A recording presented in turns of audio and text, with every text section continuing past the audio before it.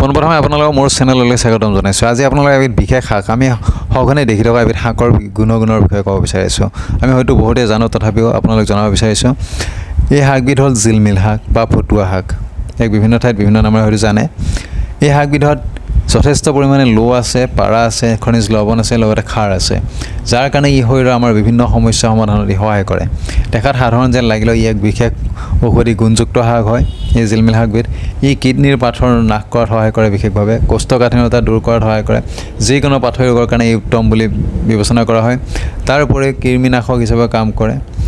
লগতে আমাৰ ছালৰ যিবিলাক দেহৰ ছালৰ যিবিলাক বগা দাগ পৰে সেইবিলাক নাশ কৰাটো ই বিশেষভাৱে সহায় কৰি অহাৰ কথা কম পোৱা যায়। লগতে আমাৰ শৰীৰত সঘনে হৈ থকা খুজতি, ফোহা আদি নাশক হিচাপে ই বিশেষভাৱে কাম কৰে। লগতে ই যকৃত অৰ্থাৎ লিভাৰৰ কাৰণে বিশেষভাৱে উপকাৰী এবিধ শাক। দেখাত সাধাৰণ যেন লাগিলে ই বিশেষ শাকবিধ আমি আমাৰ অসমীয়া হেৰিবিলাকৰ আমি নিশ্চয় দেখা পাওঁ যে কি আলুৰ খেতিৰ মাজত বা পিঁয়াজ, নহৰু আদি খেতিৰ মাজত এই শাকবিধ সঘনে উপলব্ধ হয়। বিশেষকৈ খৰালি কালত পোৱা যায় ইয়াক। গতিকে এইবিধ শাক আমি সঘনে খাব পাৰোঁ আৰু সঘনে খালে আমাৰ বিভিন্ন ৰোগৰ সমস্যা নিশ্চয় নোহোৱা হৈ যাব। গতিকে আপোনালোকে গম পাইছে যে আমি এইবিধ বিশেষ শাকেৰে আমি নিজৰ শৰীৰটোক কেনেদৰে সুস্থ কৰি ৰাখিব পাৰোঁ।